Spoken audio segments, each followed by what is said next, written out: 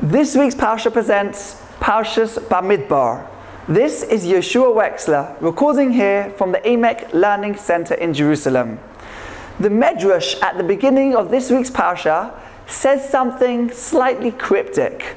It tells us that B'shlosha Devorim nitna Torah. The Torah was given with three things: Ba'esh, with fire; B'mayim, with water; Bamidbar, and with the wilderness. Rav Meir Shapiro, one of the leading Torah giants who lived approximately 100 to 150 years ago, explains the Medrash in a beautiful fashion. And he teaches us that it was in the merit of three actions that we have the Torah. First of all, Ba'esh, with fire.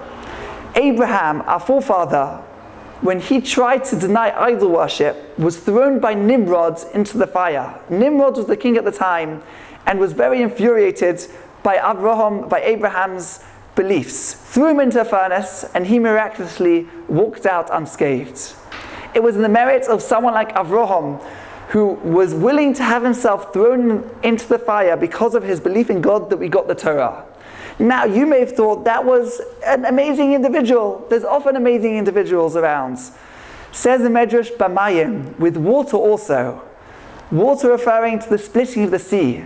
At the time, half of the Jewish people jumped into the sea because God told them to. And then miraculously, it split and they were saved. That was the second step in getting us the merit to have the Torah.